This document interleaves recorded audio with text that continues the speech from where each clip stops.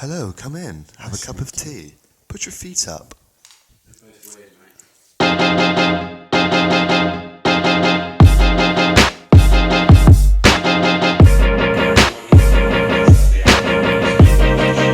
How actually was your weekend? How was my weekend? Yeah, man. Nice time away from Really, really nice, mate. Yeah. Got to chill, relax, eat food, go for nice long walks on the beach. Nice. Constantine Bay. I'm going for a week at Canada. Alright, man. First thing for a week. Beautiful, beautiful, mate. Yeah. Good, nice time to shut off. Turn the phone off. Mate, my phone, when I go away, my number one priority is I put my phone in a drawer and it stays there. The only reason why I got it out is to play Candy Crush this time. And I don't actually ever play Candy Crush. I've never played Candy It's Crush. actually quite satisfying. The adverts put me off, I'll be honest. Seeing all the adverts. When something's rammed down your throat like that, I'm like, nah. I've been hooked on Angry Marketing, Birds no? 2 right Marketing. now. Nice, good. Loving How the you getting Angry on? Birds. It's alright. Well, I think it's the chef boss right now. It's pissing me off. Yeah. You know, persistence and all that. Yeah, but it was What's it like without a phone anyway? well 'Cause needed. Oh, mate, You do good to switch that shit off and zone out. I know you don't. Nope. I know you don't. It's like it can consume you, can it? It can just take over everything. Where it would be like nothing's even ringing on my phone. I'm looking at it. Has anything come up? I've got access to anything. But it's like just switching it off. Just like I don't know. You just come back fresh, and it's like when I switch it off, I'm really excited and happy to then go back, and I'm excited to talk to people about their tattoos and stuff. It doesn't. Not that it's ever a chore, but you know what I mean? When you've got like so much stuff to do, designing, like working, it's like kind of getting back to emails sometimes feel like a bit of a chore really like, you know, I want my heart to be in it every time I speak to someone. And there's nothing to like miss out on as well. And they say like, what do they say? Like distance makes the heart grow fonder or whatever. Yeah. There's literally none of that nowadays, is there? No. Like, No, because everyone's connected. yeah, checking Instagram like 20 times a day, constantly thinking of No, work. I'm guilty of it. I'll check my Instagram like even when I've just checked it 3 minutes ago, and I'll have another scroll through. So why am I doing that? Same. I've even, you know, when you close an app and you open it straight back up, 'cause you're bored and you're like, damn. Yeah, it's just out of like it's just repetition. And it's just out of like. Yeah. Your brain never switches off, does it? No. And especially like for me, I'm on social media mostly really for work. And I don't think it's just like the social side. I think it's more like just the work side. You know, because you know the way that we're working, like you're trying to figure out. It's not just being entertained by it. You're trying to look at different things. You're looking at tattoos, the way that someone's You're trying to get tattooing, inspired by it. the way a video shot or they did that, and like, yeah, the brain never switches off. And I think you do good at going away, switching the phone off, resetting the mind, and missing tattooing. Yeah. I think I feel like I'm slacking. If I take it like, you know, even a week off, I feel like I'm slacking. Yeah. You know. Oh, I do feel guilty. It feels like when I'm not working, I feel like I feel a bit. But I think that's part of it, because that guilt is what makes you go back in hungry, like ready to go at, like bring it back to 100. Yeah. I think when you try and stay at 100 non-stop, Mate, you start burning out, you start wearing out. You're and definitely I think gonna have a I'm guilty of burnout doing that. 100%. It's also alright to just feel relaxed. Yeah, Yeah. that's the thing. To know that it's alright to just chill out. That's the thing. Like you said, people feel guilty about like you know I'm guilty. I'm guilty of it. I have a Monday off, so we're Tuesday to Saturday. I have a Monday off, and I'm walking out the high street going to the bank, and I'm like, why are these fuckers not at work? Yeah. And it's like no, maybe it's their day off too. It's just like do you know what I mean, everyone's programmed to just overwork, and like if you're not working, you're doing something wrong. But it's good and it's healthy to have time off and like self-reflect, spend time with family, with misses, whatever you want to do, or just chill the fuck out and do nothing is important. I think because I texted you and last night said I can't itching to get back in. Can't wait to do like that Ice Cube piece that I'm doing today. Like it refreshes the brain and it doesn't feel like I'm not I had time to like prepare for it. It's just like it's like a reset. Literally like pressing the reset button. Yeah. You can you're back into it. And it's not just like every week's just flowing into like, and seamlessly into nothing. It's like kind of having that cut off point and then coming back to it, I think is healthy and important, man. Yeah. I remember when I was living in London, I was probably working like 6 days a week. And then we would travel around. We would go to like Milan, Barcelona. We would go to all sorts of different places, like doing conventions and stuff, even when I lived in Belfast. And because I'm living alone, like all there is work, social media, maybe go home on a Saturday night for the night if I got the chance. And then even when I went away, it's always tattooing. There's no time away to miss it or like reset it. And as much as you love it, I think you got to miss it. I think that's part of going back into it, being 100%. Missing it, having that drive. I think as artists as well, I think you see stuff with a clearer mind when you've had like that time to like, you know, if I just only pick my phone up for one time, I can see my inspiration a bit clearer. I'm not trying to search for it. Do you know what I mean? It kind of finds, without sounding cliche, it kind of finds you rather than you looking for it. Yeah. So if I've got like, you know, like a busy week with a load of pieces and it's been like a busy month, you're kind of like rushing for the next thing, and then kind of like it's getting on top of you and you're not happy with the design, and it's just putting you back. So as like we were saying earlier, innit, like doing less can often make you do more or be more productive in that manner, rather than just being like 7 days a week, 100 miles an hour, 12 hours a day. I just think it's not sustainable for one, and two, it's just like the process gets lost in that sense as well. I think. Yeah, definitely. I think part of the benefit of us doing like the podcast, the interviews, everything that we're doing is like, first of all, it's an extra day off a week for me, as you know, like 4 days a week now. I'm trying to go out, I'm trying to paint more, I'm trying to do these videos, speak to other artists. I think having a bit of time away, missing tattooing a little bit more, speaking to other artists, hearing, you know, their opinions, what their lessons, seeing them work. I think it's just like overall a nicer experience when you're trying to tattoo for the next 30 years of your life. It's just a nicer experience than just, you know, non-stop sitting in the same spot tattooing. Matt said, obviously we've seen the interview, he says you just become a bit of a robot when you're tattooing, just because you've got expectations of a client. When you sit down and do a piece, most times you know that you have to finish a piece in that day, or whatever it is, and it is like a weird athletic mindset where you can't fall off too much, and I think that's where that need to just keep going and not stop comes in. And I think it just feels wrong trying to take time. That's why that guilt, you have to like override that guilty feeling and just say, no, I need this time off. I'm not at 100%. You owe it to yourselves, and like I said, you owe it to yourself and you owe it to your clients as well. Because if you're burning yourself out, and you know, customers been waiting 3, 4, 6 months, a year, or whatever to get booked in with whoever, and they're burnt out on that one day that they've been looking forward to it, and you're not giving 100% to it. If you did take just even that Sunday off, say, and you wasn't working that Sunday, or you actually had a weekend off, you're ready for it, you can give the client 100% of your time, dedication and focus. And I think it's, you know, it can be detrimental not taking that time off, and it becomes more of a hindrance than it does better. Like I said, less is more. You can actually get more stuff done within doing less. It sounds so fucking backwards. No, definitely. No, it actually does. No, I feel it. Yeah. Well, I've noticed it working around you, definitely, because you could just be more productive and like you do more on a day when you're working. Do you know what I mean? And like putting in the time with designing and stuff like that. Yeah, man, it's refreshing. It's good. Designing never stops still. Like designing for me as well. It's a passion and a hobby. Beyond, it's a different medium, isn't it, to tattooing. So tattooing is one part of the process, designing is a whole nother part. So even if it's like finishing at 9, 10 o'clock at night, if I do have a long day, I'm going back home designing until 1 o'clock, 2 o'clock in the morning. Because like, once I start, it has to be done as well. But then if you're doing that, it's okay if you're doing that, you know, and you are having your weekends off. But if you're doing that 6, 7 days a week, then you're just burning out massively, which is what I was doing like a couple of years ago. And it just wasn't obtainable, and it wasn't functional at all. I feel like that's where I got to, trying to like do all this video stuff, and then that's when you learn about burning out, because trying to take on all of that, you realise you've got to start cutting stuff out.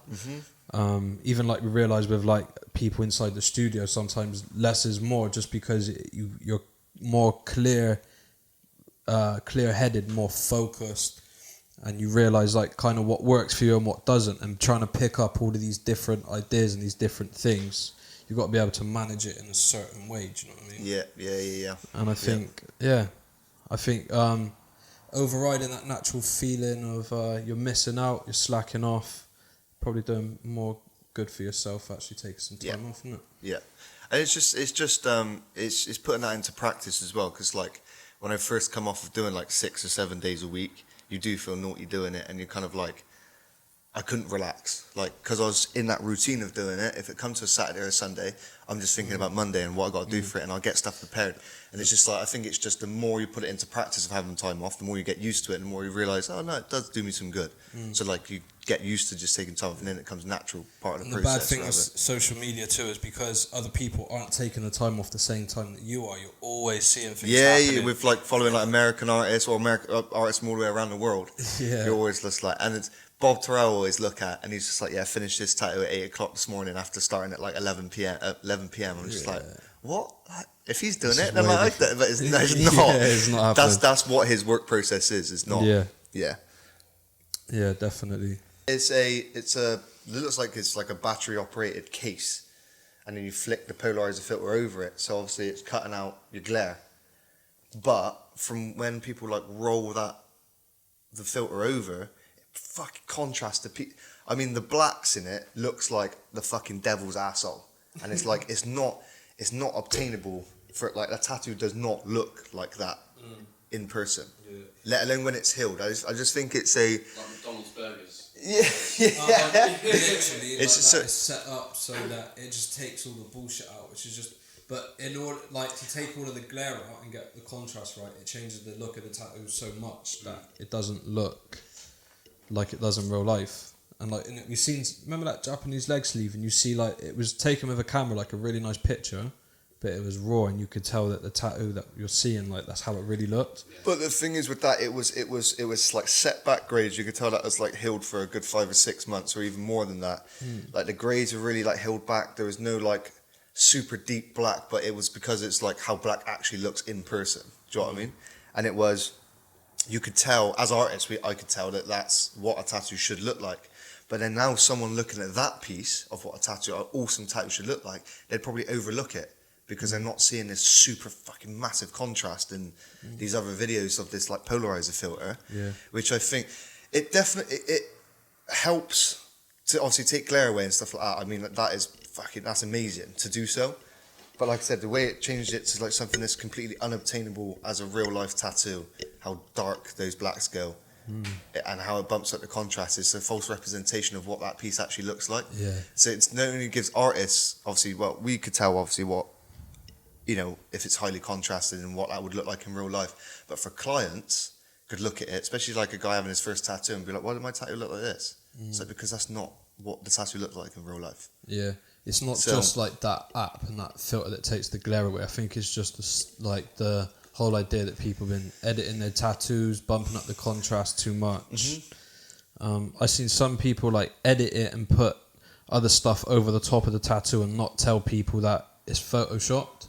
And as an artist, you can sort of tell what's possible, what's been photoshopped. Yeah. But most people don't, so they're seeing stuff on the internet. And the only, like, for myself, is I take my saturation down a little bit just to take redness away, because when you see a tattoo in real life, I feel it's like I can see the greys, the blacks, and the highlights of the skin. Even though it's red, your eye knows what value what that is. But when you take a picture, for some reason, the redness counts as a value. When you take the saturation out a little bit, just the redness goes in the true value of what it would what it would look like healed. Yeah, as well, which is like super important. So I do that, but I don't think there's anything wrong with that. Yeah, because you're not changing the look of the tattoo. You're not making the blacks look blacker than they are. You're not adding anything that's not there.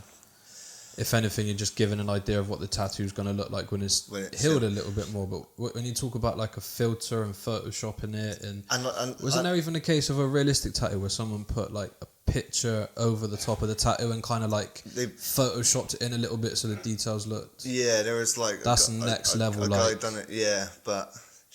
Yeah, I don't know, but like I said, this is only like detrimental to the clients, because as artists we know that's not what it looks like, or there's a filter on that, or it's been photoshopped or something like that. Do you know what I mean?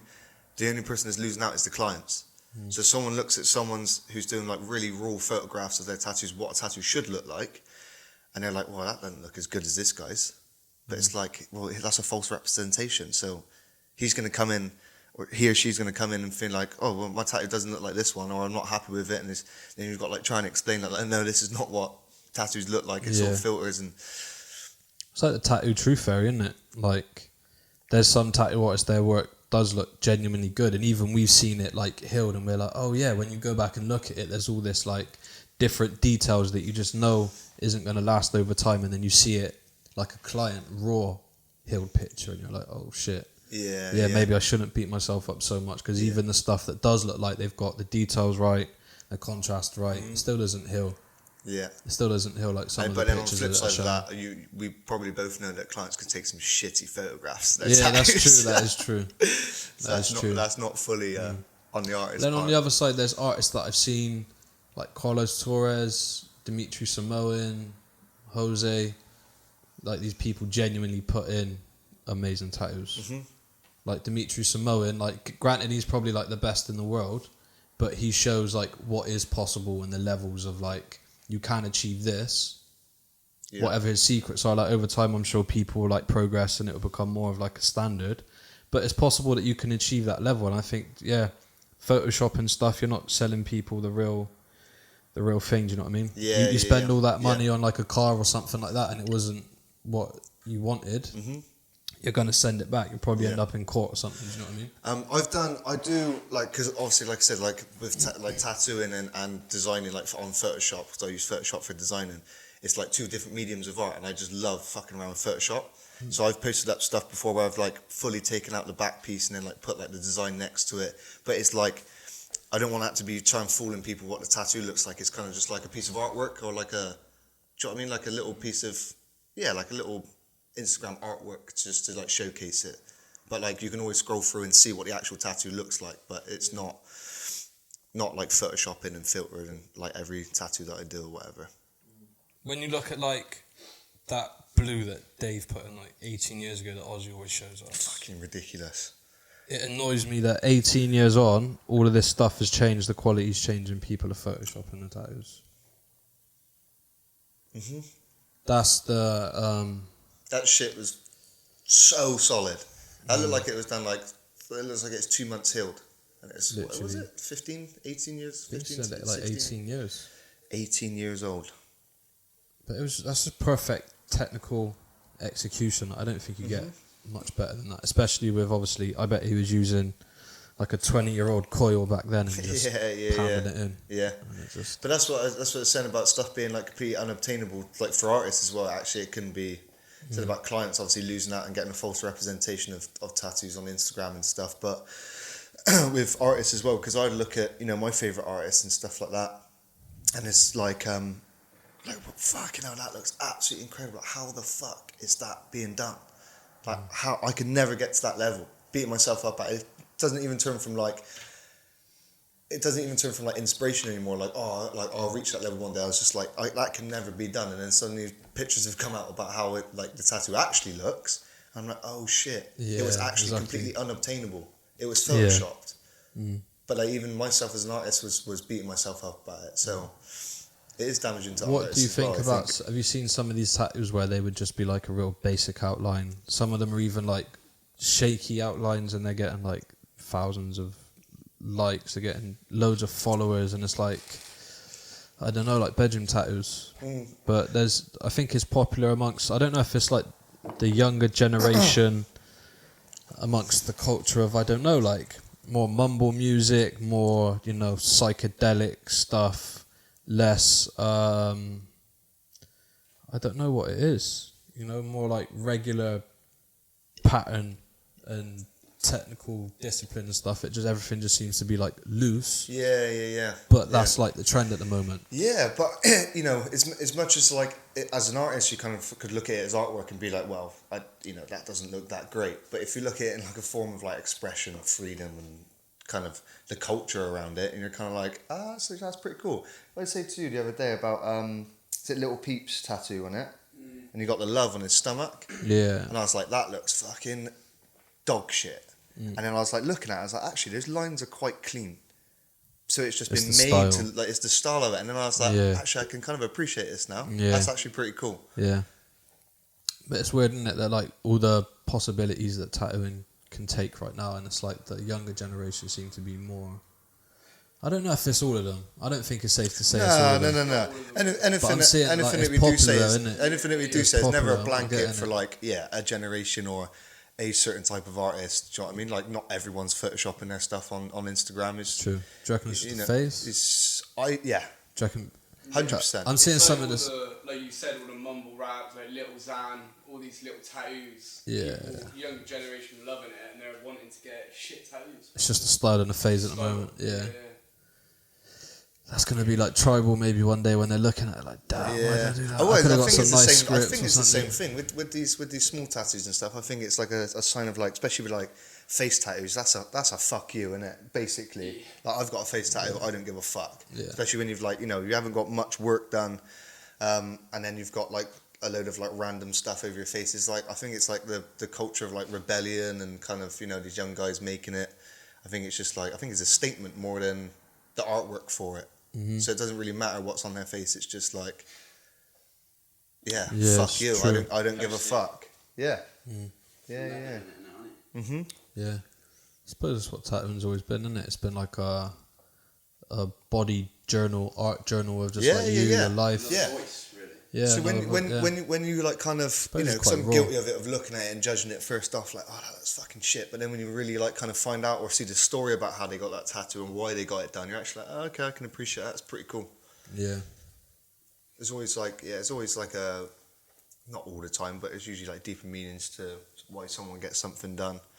Or even like, you know, I've had guys that I've had to cover up like some like needle and Indian ink, you know, when they were at school or something, they were like doing it in, or like their mate done it for them, and they're kind of like, yeah, I want it gone because people look at it and be like, what the fuck is that? But then when they look at it, I can tell they're like smiling. It reminds me of that time that they'd done it in that period of their life.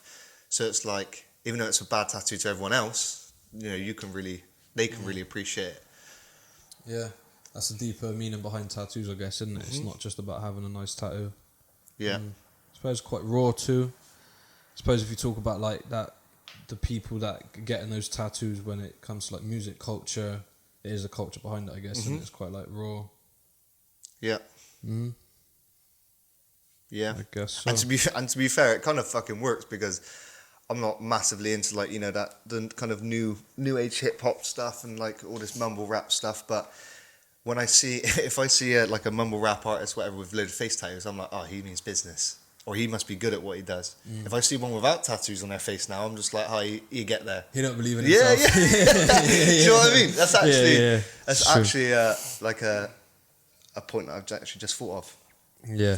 So I've done one of does them work. too.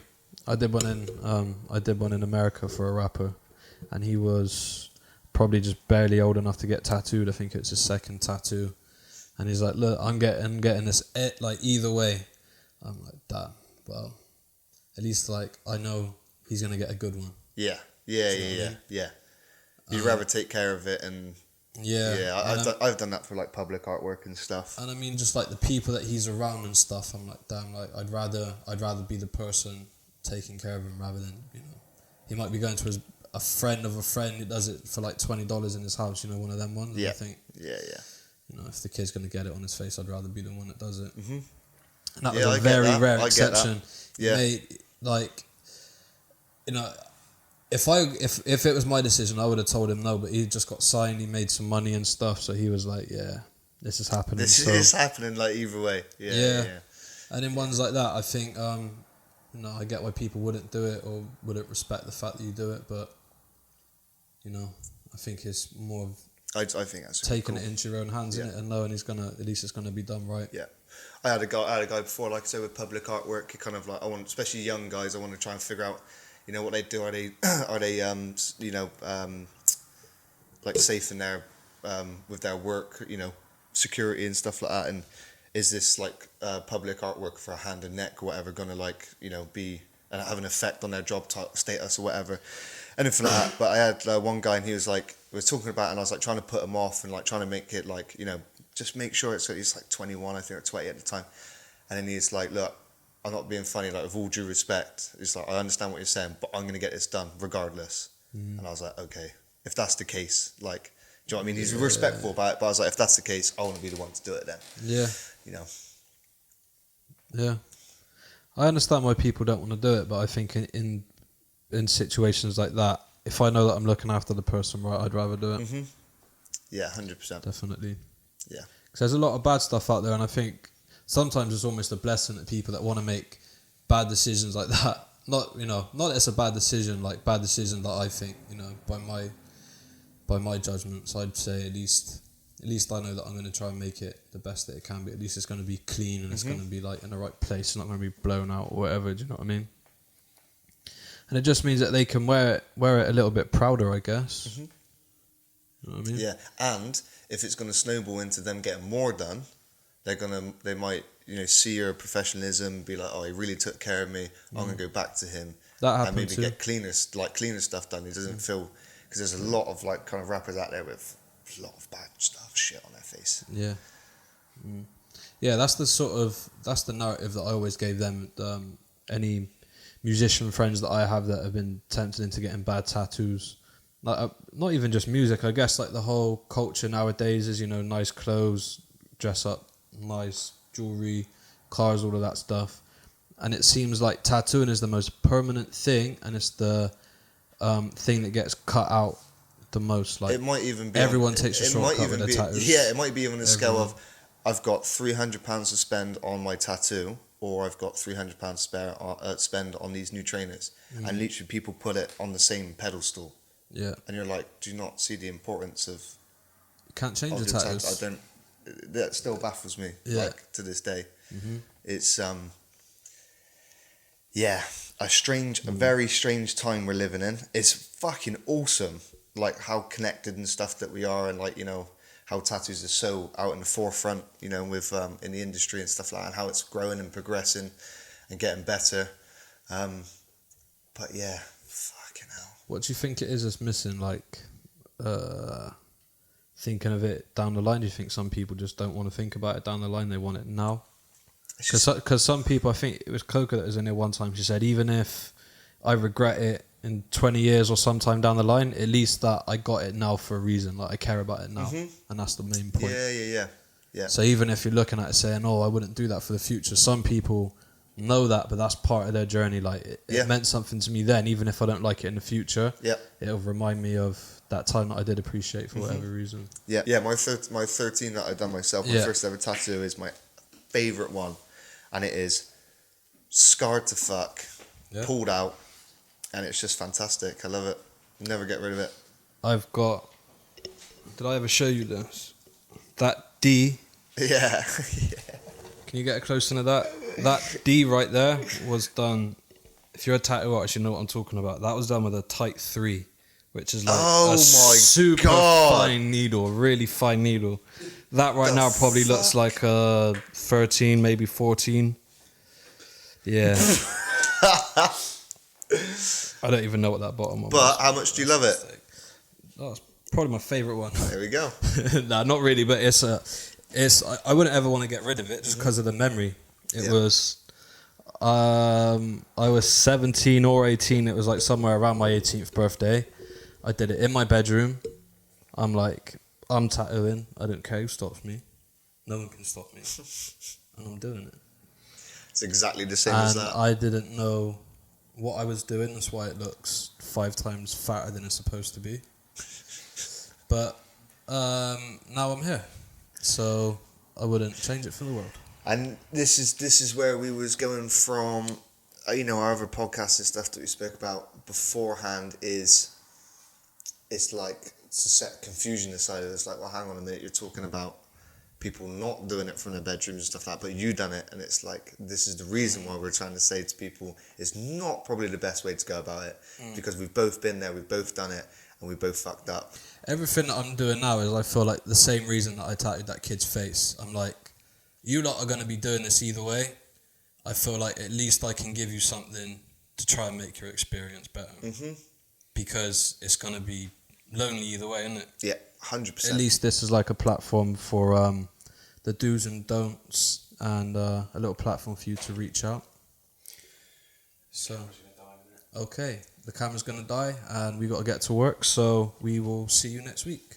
Thank you. Thank you.